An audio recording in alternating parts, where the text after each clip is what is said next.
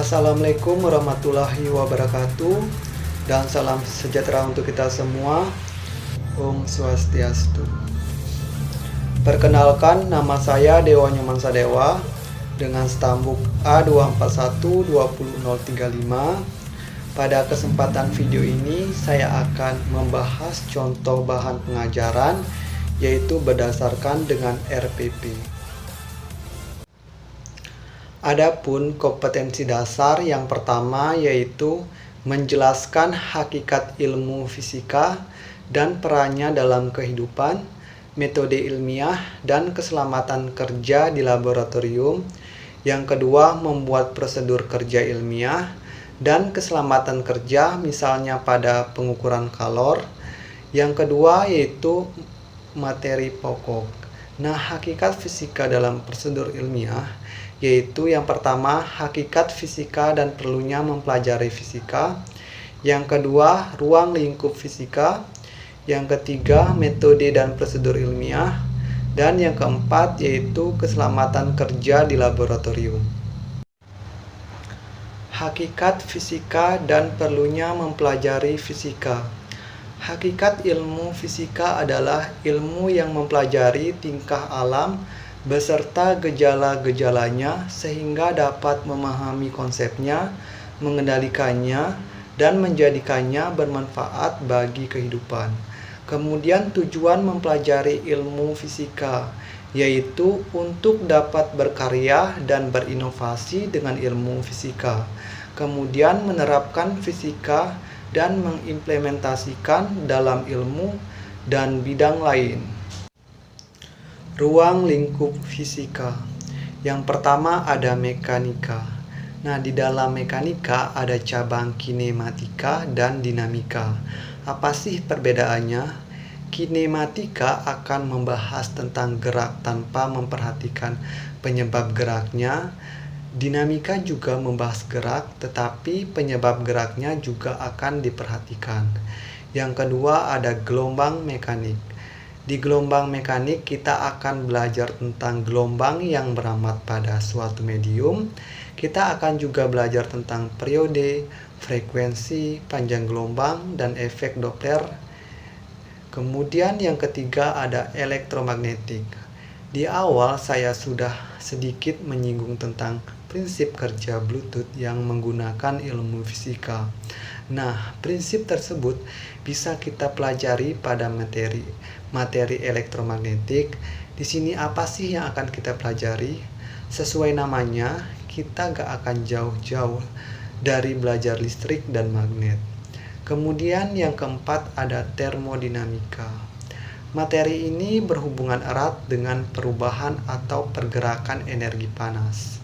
Kita akan belajar tentang kalor dan akan bertemu juga dengan istilah eksotermik dan endotermik.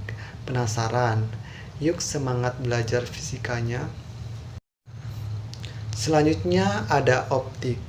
Di fisika juga belajar optik? Ya, tentu saja. Masih ingat kan kalau kita di fisika itu membahas tentang alam dari yang makroskopik sampai submikroskopik. Tentu saja mata penting untuk kita bahas di fisika. Pokoknya di sini kita akan belajar tentang optikal seperti bagian-bagian mata, penyakitnya, dan alat bantu optik.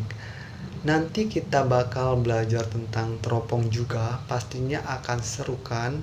Kemudian yang keenam, fisika inti.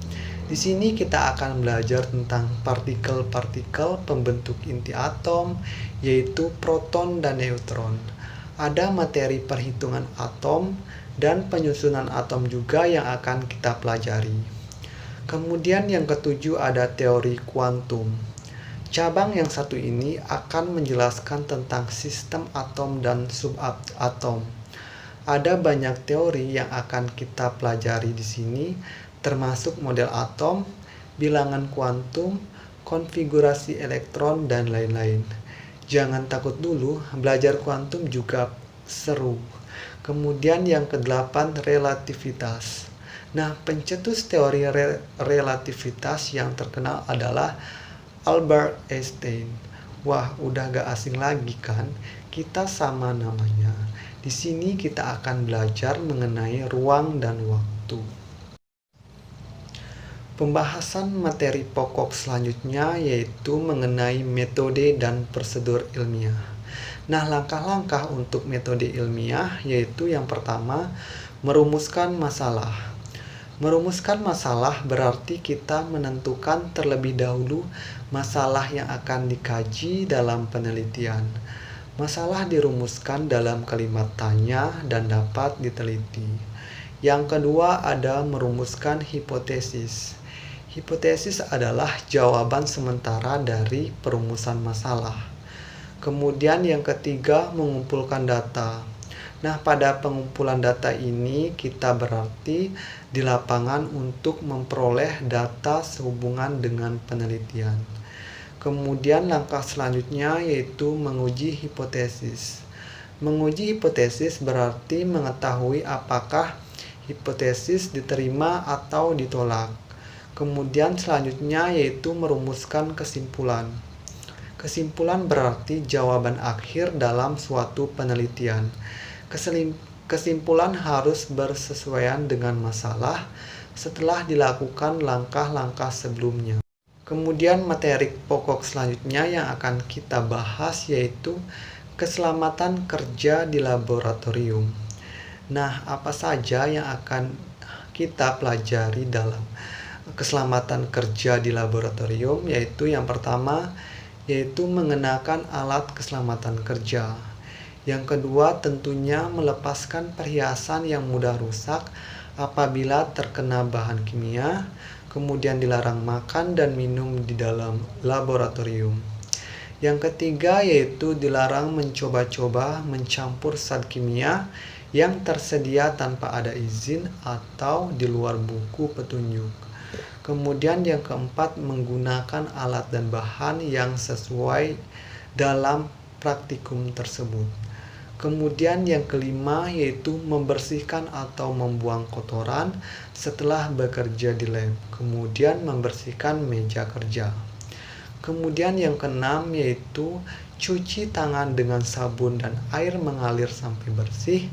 Kemudian terlebih dahulu yaitu tentunya kita harus mematikan gas dan peralatan listrik yang sesuai dengan percobaan digunakan. Baik, itulah sedikit pembahasan mengenai contoh pembahasan pengajaran berdasarkan RPP yang dibuat. Lebih dan kurangnya saya mohon maaf, dan saya akhiri dengan ucapan terima kasih.